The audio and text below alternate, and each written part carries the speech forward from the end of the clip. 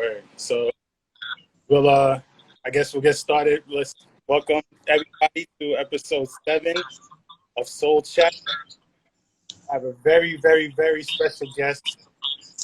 Guy is a legend in the rap game, one of the best lyricists ever. And even more than that, he's a very cool, down-to-earth, humble guy. You know, always positive and always has, like, you know, positive words. Blessed me with my first placement. Very, very thankful for that. 100% dude. We have OC in the building. So it was good. Yo, that was your first placement? For real? Yeah, very first one. Wow. Great record. Word.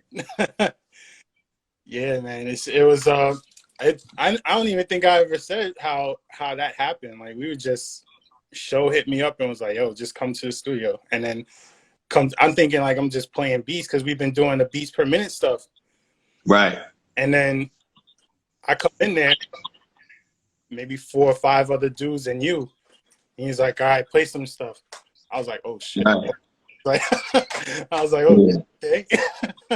Yeah. I mean, that whole situation, everything that I basically did a song to, I told Show just to pick the music. I was just like, yo, and you know, he heard a batch from you, he heard, you know, quite a few people.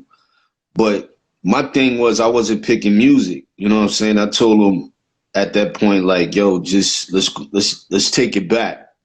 And you know, you be the, you know, do the producer thing and just let the artist, you know, be guided by the producer. And that hasn't happened in a long time. It's not happening too much. You know, it was a normal occurrence when I was coming up in the game. So for us to get back to that, I was just like, yo, it's too many producers that been coming in, you know, beats per minute. You know what I'm saying? Like, for me to, I don't even want to do it. So you do it. And you was one of them. That's major blessing, man. I'm so thankful for that. And likewise. Even better, it was like just getting to know you more. It was like, you know, you always hear the stories like, you know, some rappers are like you meet them the first time, it's a little like standoffish, like no one's really saying nothing. They don't really have to say to you. Like, you wasn't like that at all. Like, you were so chill. Like, you were so approachable and like just speaking to us and giving us gems. Like, I really appreciate that because it helped me out a lot and it helped my confidence a lot too. To know that somebody like so trenched in the rap game was like talking to me like, you know, you're a regular person, your talent is great.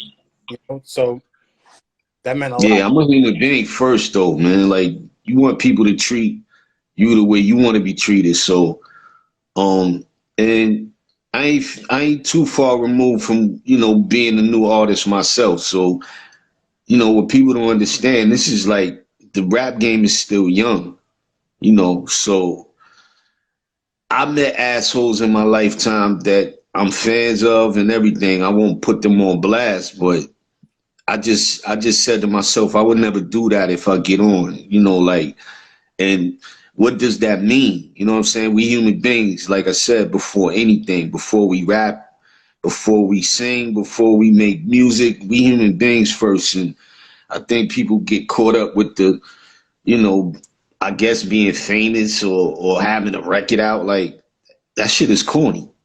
Right. You know what I'm saying? You know, and you definitely lose friends, you know, being an asshole. Right. So, yo, shout out to everybody in the chat. I see some familiar names. If you guys have any questions, please, you know, don't hesitate to ask. I'll definitely try to incorporate them in the chat. But let's start from the beginning. What got you interested in rap? I mean, I came up, you know, the Park Jam, you know, the Park Jam got me into it. Just, you know, I grew up around this. Like, I was there basically for the second, third wave. Like, you know, it was Flash and them. It was, you know, them first. Then it was, you know, the Kanes, the G's and them. And then it was us. So I consider us like the third wave, you know what I'm saying? The 90s artists. Right. And, you know, going to park jams and stuff like that is really how my thing started. You know, I grew up in Bushwick. Half my young life, and then I moved to Jamaica, Queens, and that's where my journey really took a, you know, a different turn. I moved across the street from Faro, so that's where everything started, and you know, history became crazy after that. Right. Because you got I think you're the only feature on that Organized Confusion album.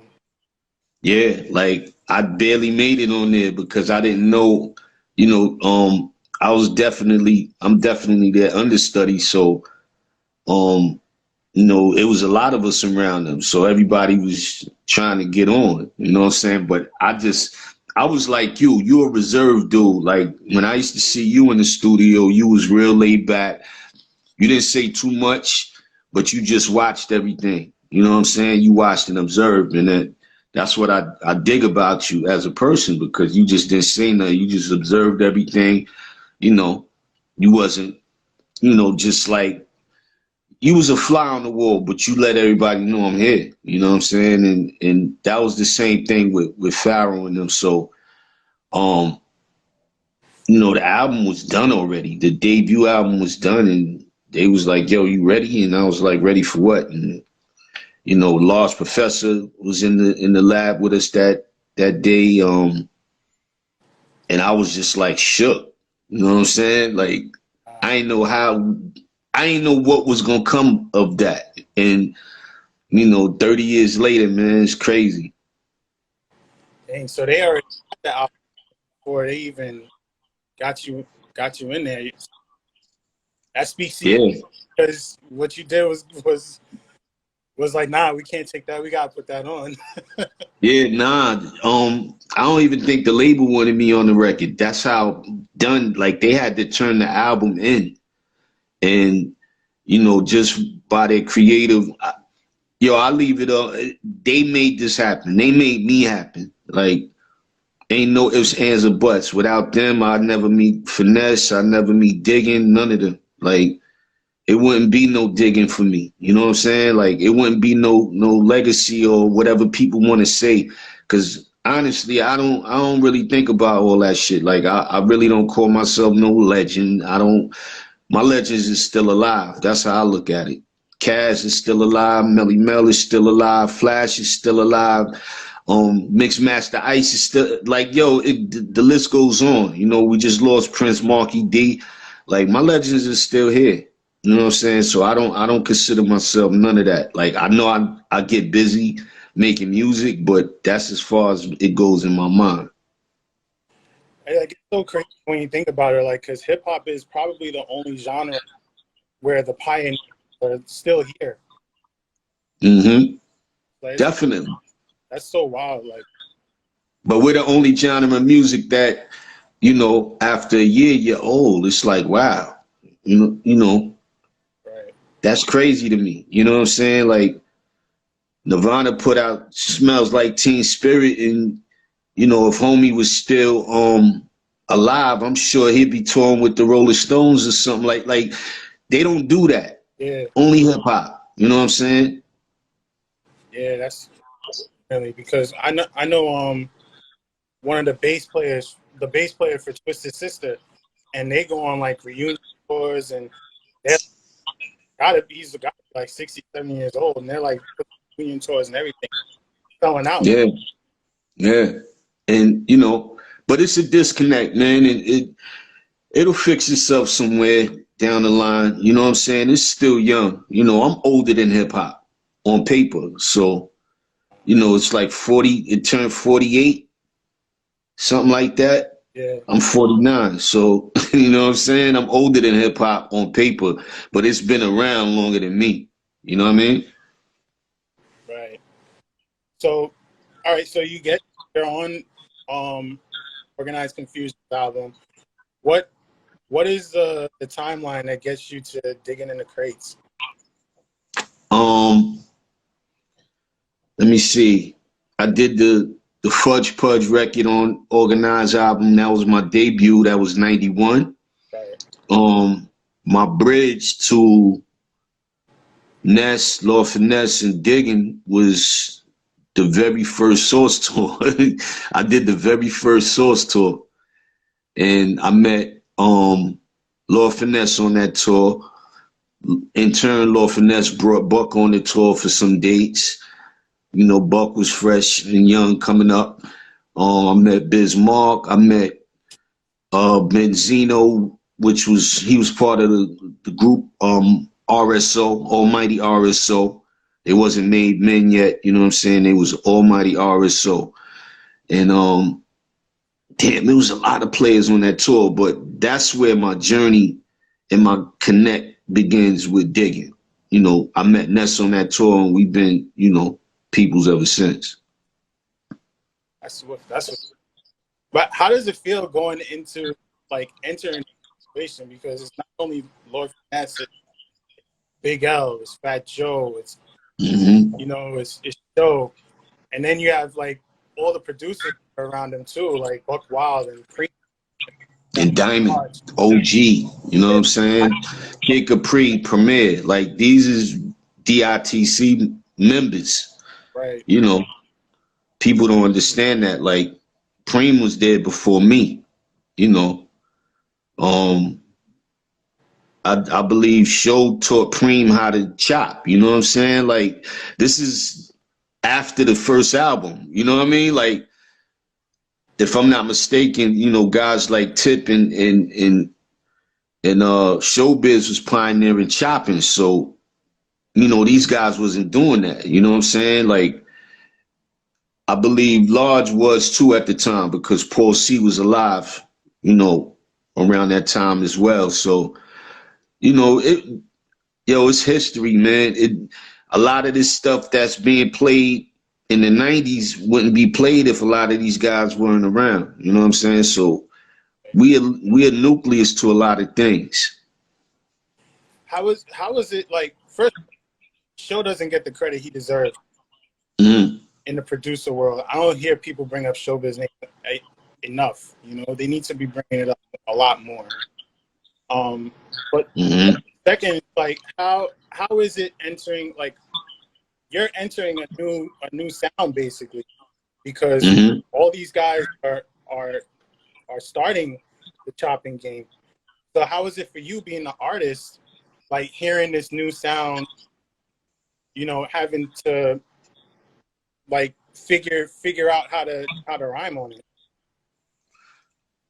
See, that's the thing. We're not thinking about it. You know what I'm saying? Like we're not thinking, damn, 20 years down the line, people gonna be like D.I.T.C. You know, we're not thinking none of this. You just making music, you having fun doing it, you enjoying what you do. You're not thinking about I'm innovating stuff and you know, I'm part of that fold, but I'm not a producer physically per se on a machine. But I know what I want, I know what I do. So in that sense, I'm a producer, but just watching these guys, like none of these dudes went to school for these machines. The 12s, the 9s, the 900s, the 950s, the S.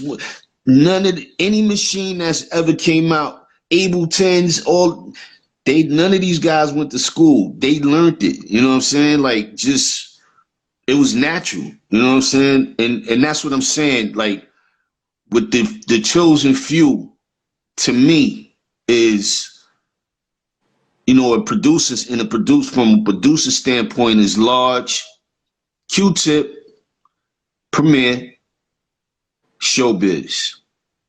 And then, you know, other people, and Diamond. Excuse me, I can't forget Diamond. And oh damn, can't forget the Beat Miners. Right. It's like They started a whole movement, like that whole muddy sound. Nobody was doing that before them. You know what I'm saying? So it's crazy, man. Like I said, when I think about just the whole circle and circumference that I come from, it's like, damn, yo, we, you know, it's y'all today. You know what I'm saying? And then it's gonna be somebody after you that learned from you, or you know, sat back and watched you and was like, damn, like, so trying to freak that, like, you know, that's what we live for. We ain't living for the bread. We ain't living for the, you know, that's dope to make money off it, but we wasn't living for none of that. We was living for the, you know, more or less you saying, damn, oh, that's a hot record. Now, how many records you sold? Right. Where do you feel that the industry kind of switch pivot from that, or has it always been like that, like low key? Switch from what? What do you mean? Like switch from like just doing it to because this is what we love to do. We're just trying to make what feels good to us to how many records you've sold. Well, I mean, I done answered this shit before, but think about it. Hip hop is not ours anymore. It's for the world. And once anything becomes a business, it's not that. People talking about this is our culture. It is. I get that. But at the end of the day, once it becomes a business, you know, they chop it and water it down some type of way, man. Like, you know, if you listen to records from 20 years ago as opposed to today, you know, you could tell the difference. And you could tell listening to the 80s hip hop and the 90s hip hop, it was a totally different, you know, it was different. Right. And, you know, today is different, you know what I'm saying? But it is what it is, man. Like, this whole thing is still young when it comes to rap. Like I said, I don't know what direction is, you know, people like, yo, it's the term for the word. Man, listen, it's going to evolve the way it evolves. We don't know, like, it's not ours anymore. We can't control what happens to it anymore. We can do what we do, and, you know, from our era, but, you know, I can't control what Little Yachty and them do, or his era. You know what I'm saying? Like, Yeah. It is what it is. All right. So you're in a unique position because like you've seen the evolution of production as far as going from the primo era Mm-hmm. to Diddy and Bad Boy era to going back to like Just Blaze and Kanye West later down the line. So you've seen Mm-hmm. value change like multiple times. Like how I guess the right way to word it would be like, how do you see it changing? Like, because that sound is still there. It's Yeah. never way. But how do you see Yeah. it changing? Probably like if you could, you know, put your future goggles on and see how you see it changing in the future. Because it's there, but you know, it's different now because it's not so much you know, turntables, if people going on YouTube now. It's not Right. machines, it's using, you know, digital workstation like FL or Logic or something. I mean, I don't know. Everything has to evolve. We know that. But yo, I ain't no rocket science when it comes to this hip hop shit, man. Like I really don't know what I'm trying to figure out what direction it's going in. You know, like I said, it's still young. It's younger than every other genre of music, but you know, within our own circle, we saying you old after 2 albums, or you know, if you're 30, you should stop rapping, or like it's crazy. So it's a lot of things that need fixing. You know what I'm saying? It's a disconnect between the older artists and the younger artists, obviously. You know, but only in our specific genre of music. You know what I mean? So we have to fix certain things, man. We got to get certain kinks out of the machine. But I don't know where this is going, man. Like, I mean, Pharoah just put out a futuristic record. Right. You know, that 13 is you know, he transcended. You know, I heard the record a few years back though. Like this is what y'all hearing now, I heard already. You know what I'm saying? Yeah, like some of the songs is 5, 6 years old. Maybe one or two records, like the Knots record, is recent. But you know, dudes ain't even putting together concept albums anymore. So, but it might not mean something to a younger person for me to say that to them. Like, yo, they like, man, I don't want to hear no lyrics. Right. So, all right, cool. Then the producers is left up to Soultronic and them. Like, it's left up to y'all. Like, now y'all have to give them a backdrop of what they trying to paint. Because if you don't need lyrics, what the hell you trying to paint? Right. It's crazy. But kind of circling back, how was it being like in studio sessions with like Primo and Large and those dudes? Because I know that they're coming with heat that's like that nobody's gonna hear but y'all, because y'all are in those sessions. Mm-hmm. Yo, it's a normal day at the office. Like, yo, it was normal for me to see MOP. It was normal for me to see Jay-Z. It was normal for me to see Nas. It was normal to see Akinelli. It was normal to see the whole boot camp clip. Like, yo, let me tell you something. Somebody asked me about the Apollo record quite a few times. I did a few interviews on it. You probably seen them. And they like, yo, damn, the album is crazy. And I'm like, yeah, I did the album like in 6, 8 hours. But I'm trying to tell them I'm not the only one that does that. You know what I'm saying? Like, Boot Camp could pull that off. Anybody from that era, Gangstar could pull that off. MOP could pull that off. Jay and Nas and them could pull that off. AZ could pull it off. Like, that's the cloth we was cut from. And we competed with each other. Some of us competed real hard and some of us, you know, friendly competed. You know what I'm saying? I'm sure Tribe and Large competed against each other, but they homies. You know, everybody know Tip and Large is, you know, like this. But I'm sure when Large heard, I'm sure when Tip heard Breaking Atoms, he was like, oh shit, like my man just put together something, you know, that's in the Rolling Stone top 100 to, you know, now. Right. You know, that record it transcended just being a hip hop record. They just call it a great album. You know what I'm saying? And that's what I look for. I don't look for other things like, you know, what I said earlier on about legend and stuff like that. I look for people to be like, yo, I picked up your record from 96 and I'm just, you know, I catch stuff on Rakim albums to this day.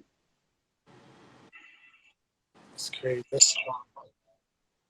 That's, I mean, it's like it's so for me personally, it's so hard to hear you like those are the people, but like to me, they're like legends. You know what I mean? Like, right. I mean, yeah. Meeting them, not even right. Nah, I feel the same way, but you know, just for myself, I step out. I've always been outside myself when it comes to music. I do music, but I'm still Omar. You know what I'm saying? My OC is really my name. Like that's an acronym for my first and last name. Like it ain't no game, no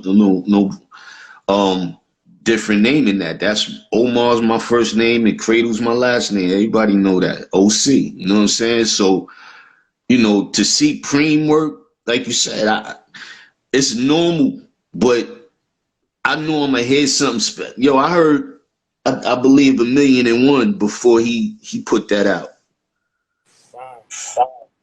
You know, the change ups and all that shit, that bullshit. I'm like, oh my God, like, who? He like, yo, Jay about to body, and I was just like, and you know, I believe the record was done already because Preem he made his beats on the spot. He did his production on the spot. He didn't give you no CDs. So I believe I was hearing, you know, he didn't let me hear the vocals to it, but it was a million and one questions, and I was just like, God damn. You know, I heard some Ski Beat stuff before that I was like, and then it came out, it was like, damn. Like I could have been like, yo, let me get, but you know, that's what makes music so dope though. That's crazy. Oh, we got a question from Gene Galliard asks, can you ask what's his favorite lyric from one of his D.I.T.C brethren? Man, why you gonna put me on the spot like that? I can't even think right now. Plus I'm a little high, man. You gotta get back to me on that one, Gene. Right. So how is it being around like Pun? Well, the question you just asked me about quoting a lyric, Pun was good for that. Well, Pun was exceptional for that. Like, you know, when we was coming up, we would do the Stretch and Bobs. We do a lot of freestyles, a lot of college radio. And, you know, I'm sure everybody listened to everybody, and Pun knew everybody's shit. He would quote rhymes to me. I'd be like, what is that? And he'd be like, that's you, nigga. Like, you said that on Bob and them. Like, Pun, he kept it in his head. Like, you know what I'm saying? Like, he had a gift. He had a gift, man. Pun was something different. And he was down to earth, and, you know, he was a jokester like Big L as well. So, you know, it like I said, man, I didn't think back then, man, you know, if I knew then what I knew now, like, I would definitely capture those moments. I would have captured a lot of those moments on camera. You know what I'm saying? Because people wouldn't believe him if I told them, like, yo, Pun that's my family. Like, that's Terror Squad, Diggin, that's, you know, we all intertwined. And, you know, people be like, yeah, but my cousin rapping. It's like, oh, okay. Everybody rap now, so. Right. That's why. That's what's up, man. So who, as far as production goes, who are you kind of feeling now, like from the new age?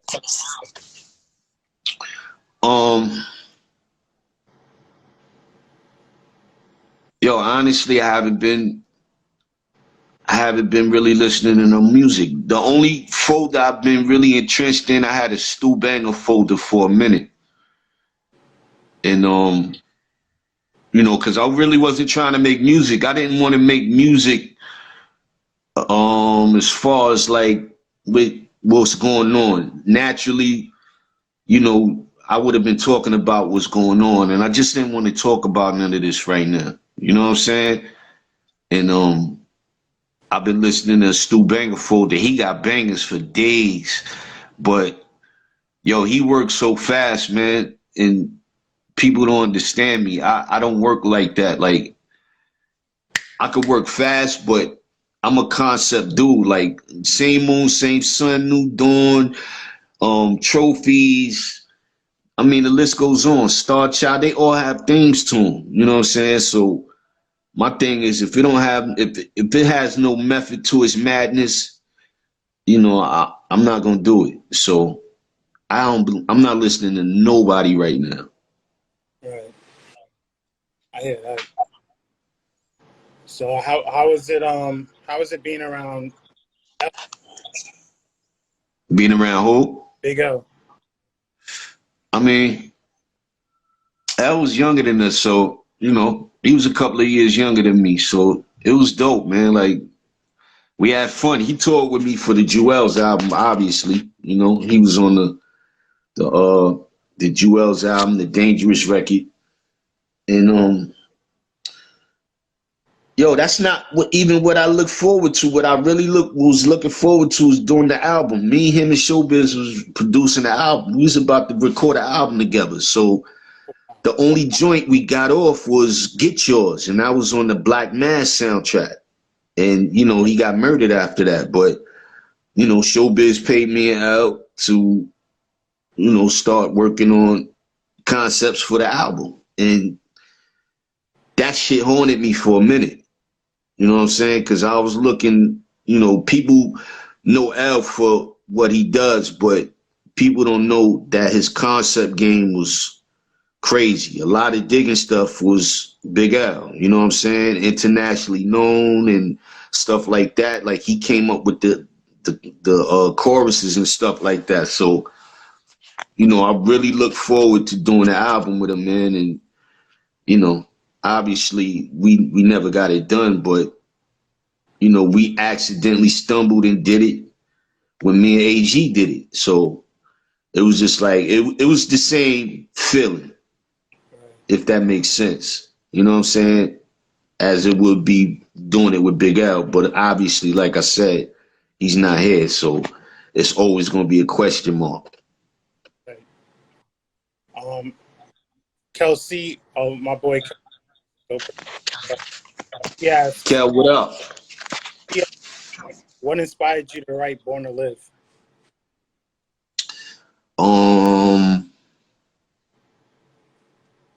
Puerto Rican kid I grew up with got hit by a car the day we got out of grade school for the summer.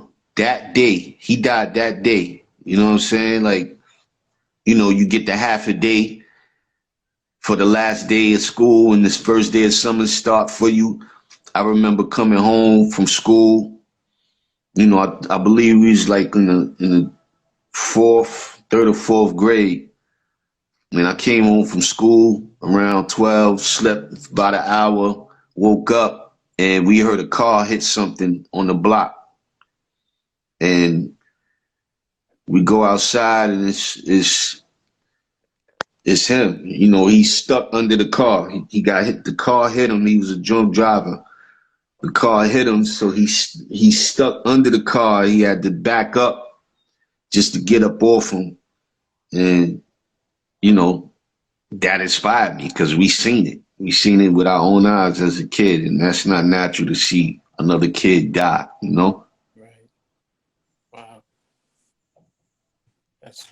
That's wild.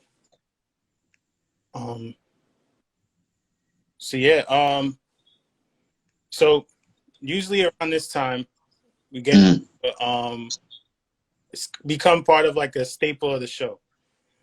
It's a little controversial, but it's called Over Under. So it's overrated, underrated. Mm-hmm.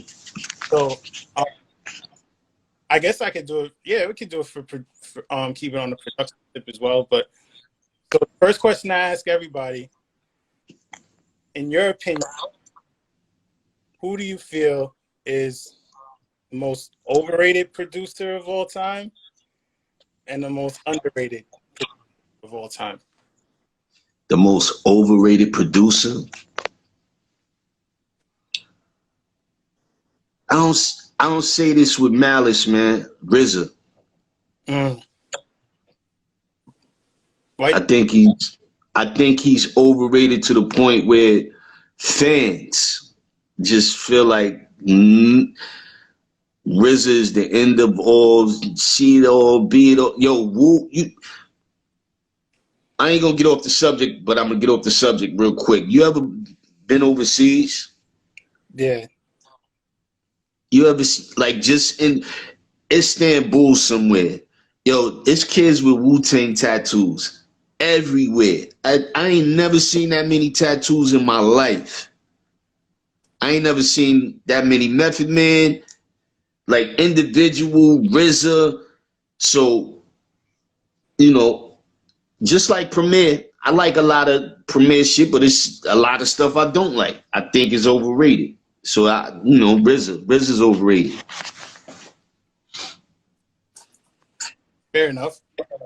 I mean, we've had like people say Swiss. We've had someone say Dilla, but not for the reason of like him being overrated as like, his beats are overrated. Right. It was like he was such a central figure that producers who make music that sound nothing like what Dilla make would Right. be like that's their inspiration. Right. See, I see the people kind of going crazy now when I said the RZA shit.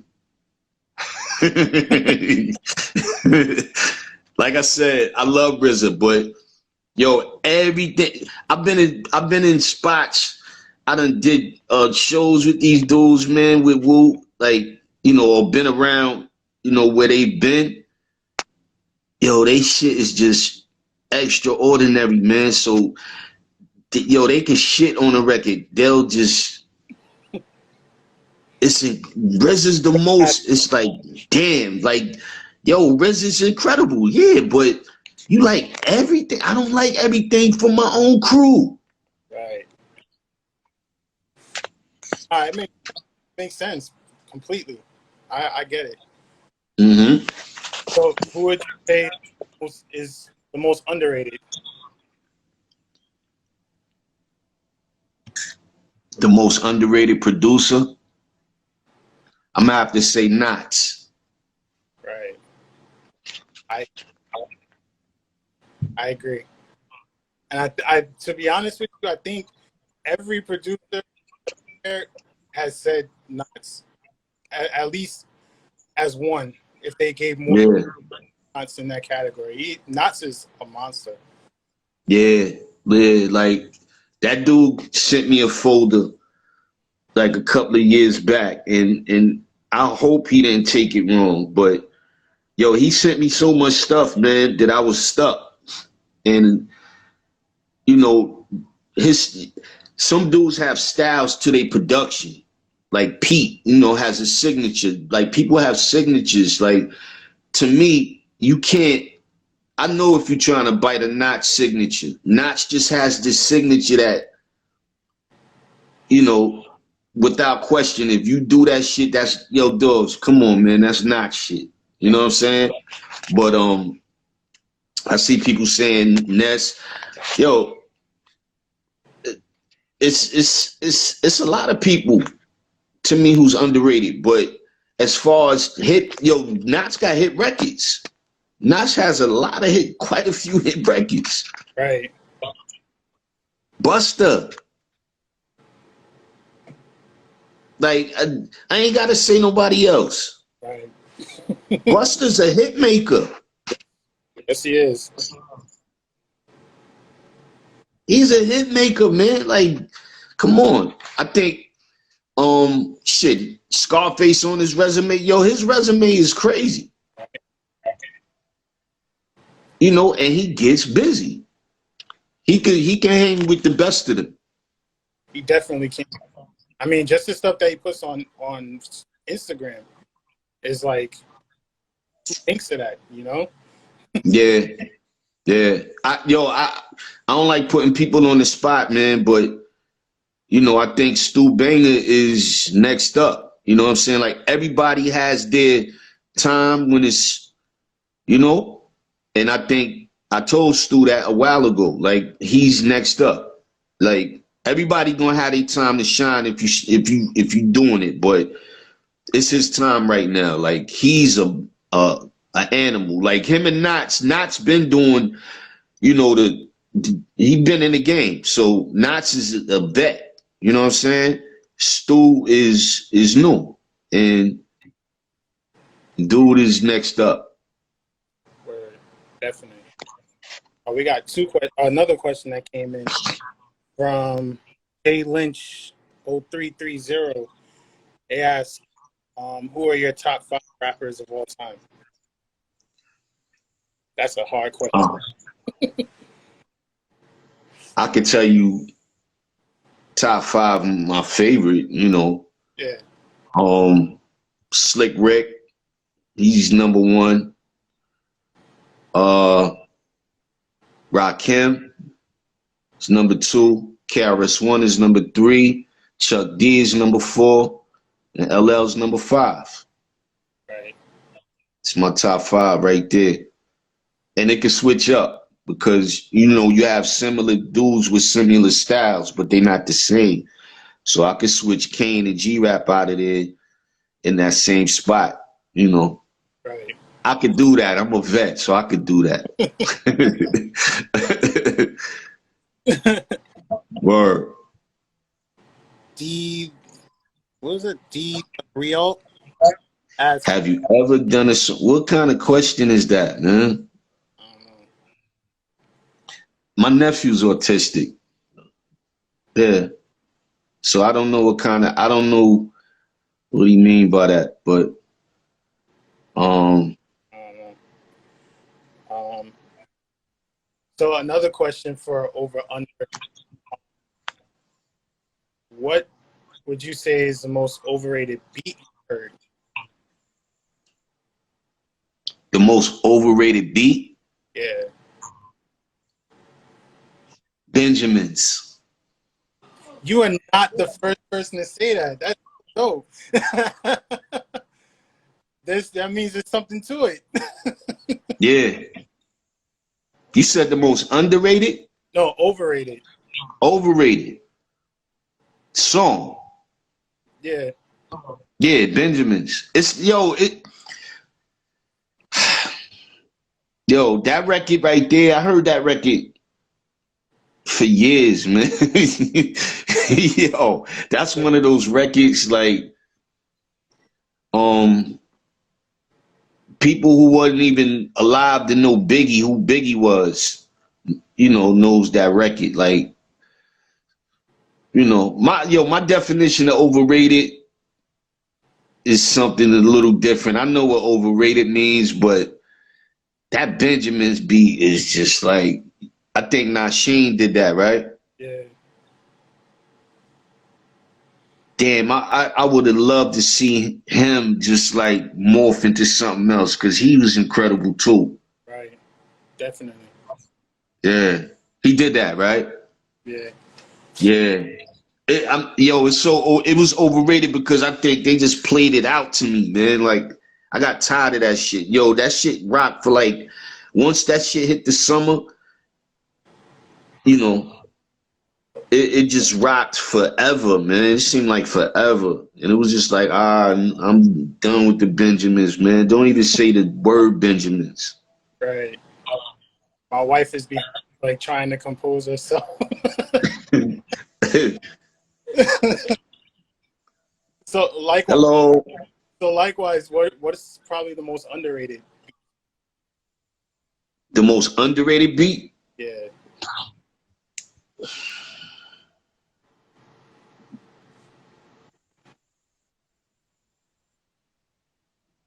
Damn.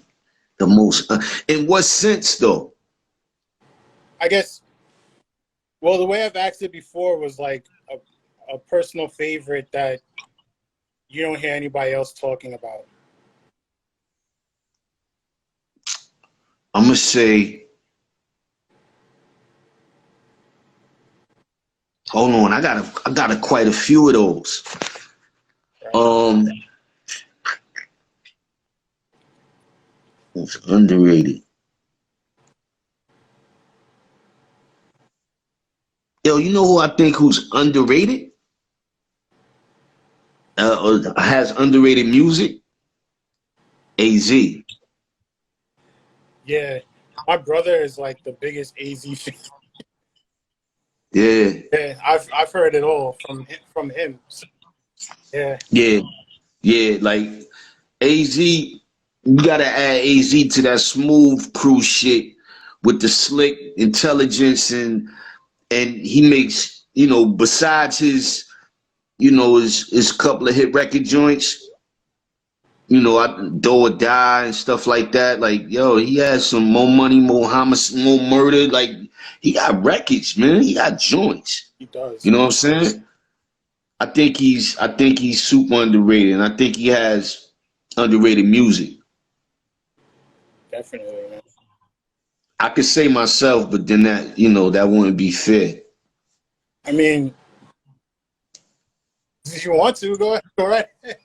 I mean, everybody know. I don't have to say it. Like, Right. you know, I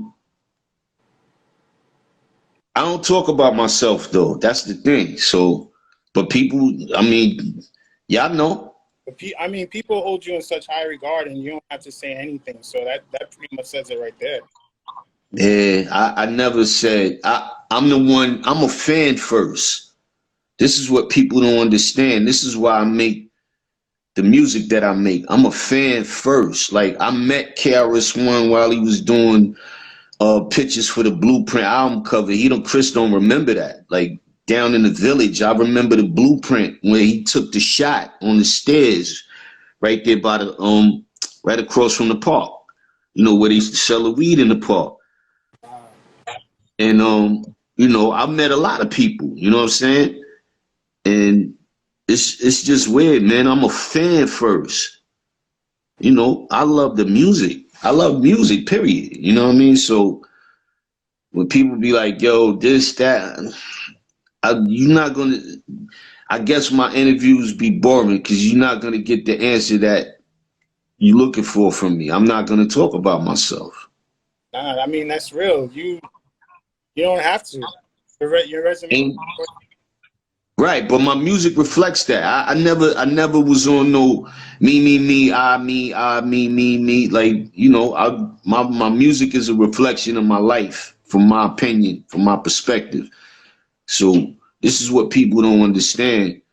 And people be like, yo, you did I don't care. I used to care about top 5. That was probably when I was in my 20s. Like, I don't care about being in nobody's top 10 lists and stuff like that no more. Like, it's bigger than that for me. Like, you know, I got fans from Senegal to Spain. Like, you know, and I just made a mistake.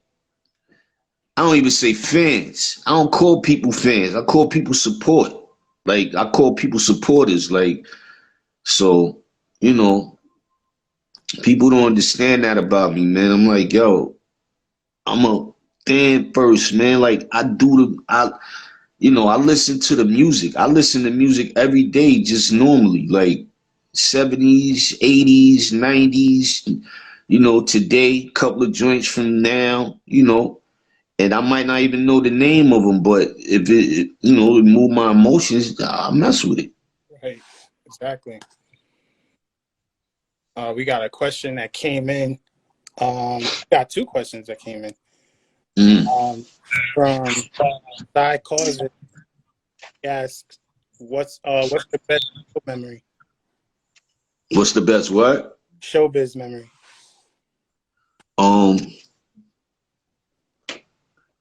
I mean, shit. We've been around each other almost 30 years. Like,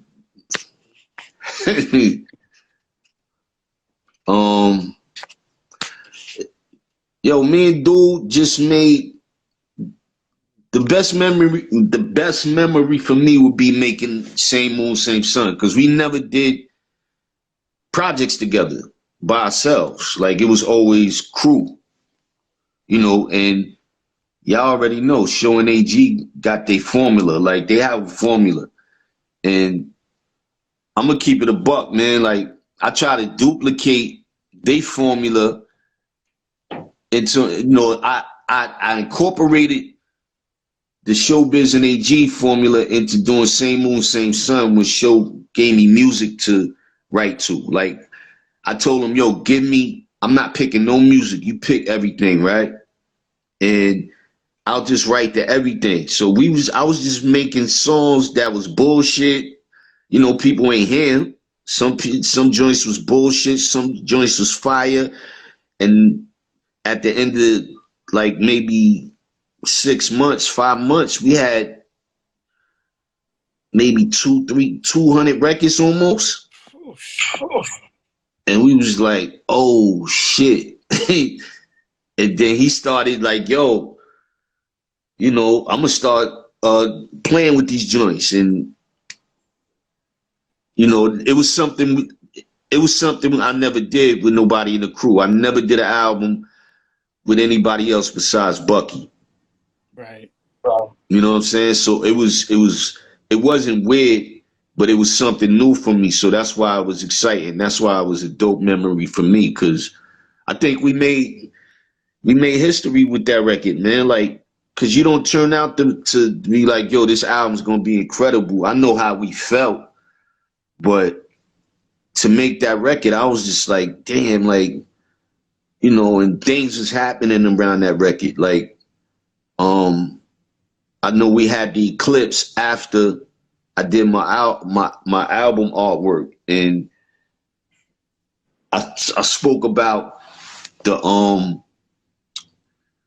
North and South poles flipping on Swaying them show, swaying Heather B joint in the morning, like a few years back. And I looked in the paper yesterday and I saw that the magnetic poles is making things go haywire. All the shit that I've been talking about.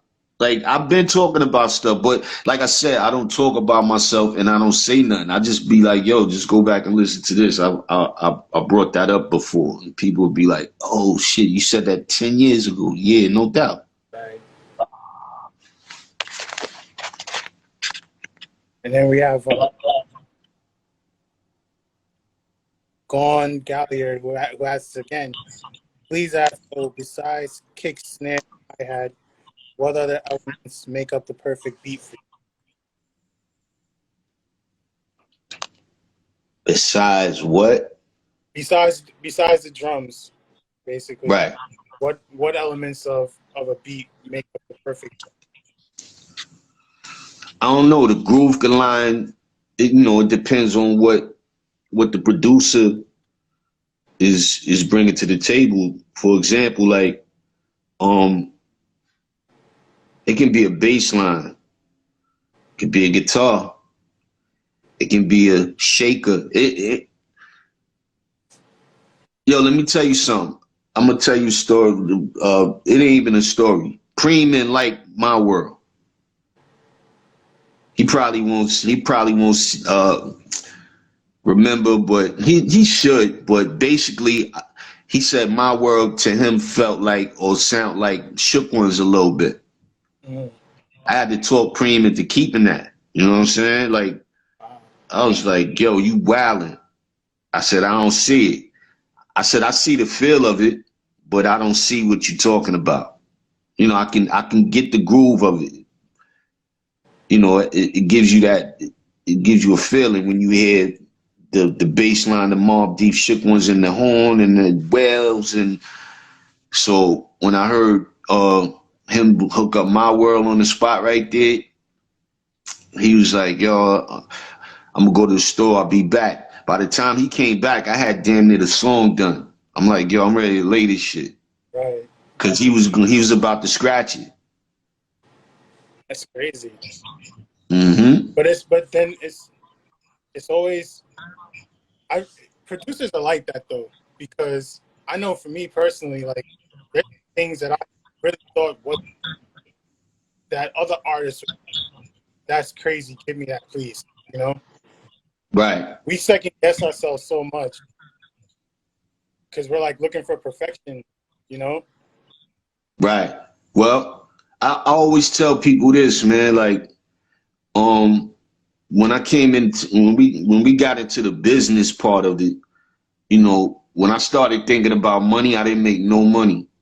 But when I wasn't thinking about money, I made a shitload full of money. You know what I'm saying? Like, I made a lot of money when I wasn't thinking about it. But when I started, you know, paying attention to what people say about things and this album, and, you know, it takes away from your artistic vision. You know what I'm saying? Like, when you creating, and some people don't come back from that. Like, and I try to explain to people, like, yo, man, like, I don't make music according to what's trendy. Like, I make music according to how I feel, and if people like it, then that's a plus. But I can't make people like what I do either. Like, you know, I like what I do, but once I give it to the world, it's not mine anymore. Right.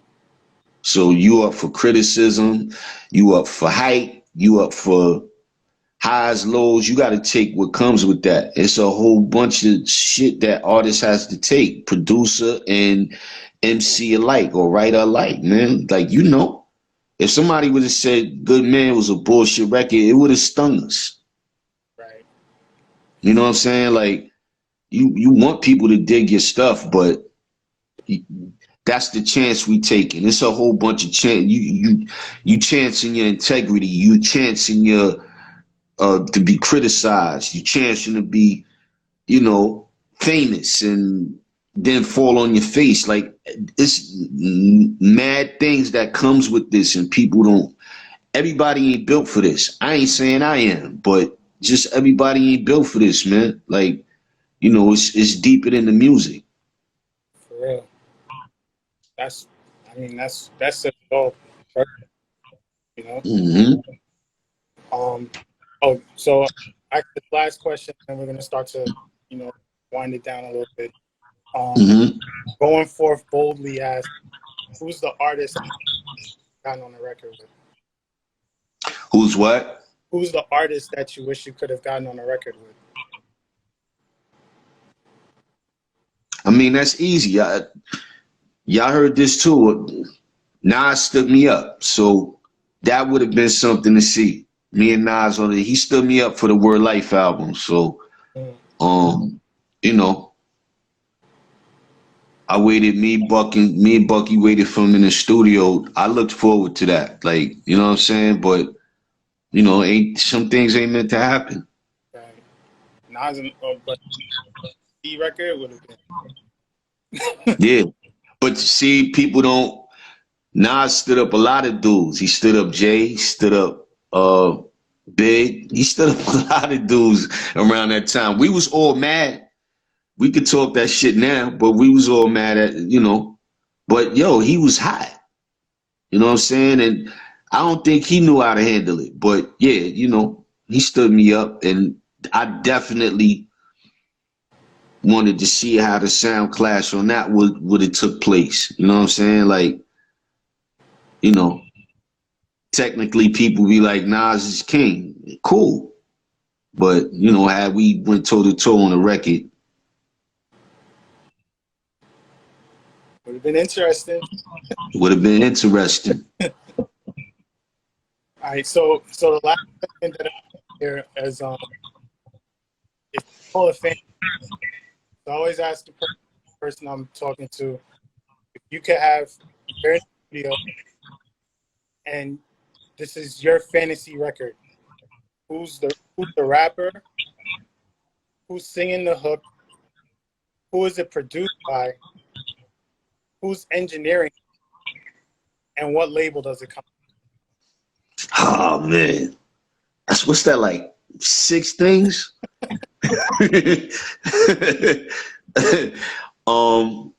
Definitely Mary on the record singing the hook.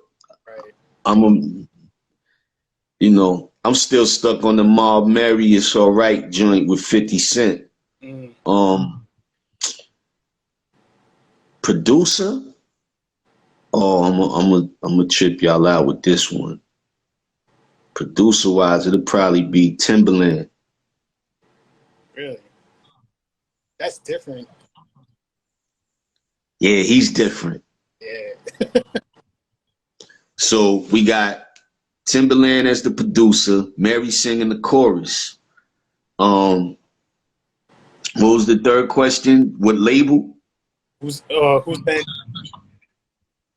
what? Who's engineering it? I can't see you. That's I can't shit on Parks, man. I gotta let Parks engineer it. Yeah, Parks make me sound good. Thank you, Parks. I love you, Parks. Never heard of that Parks, man. Ever. Yeah, Parks make me sound good. He make everybody sound good.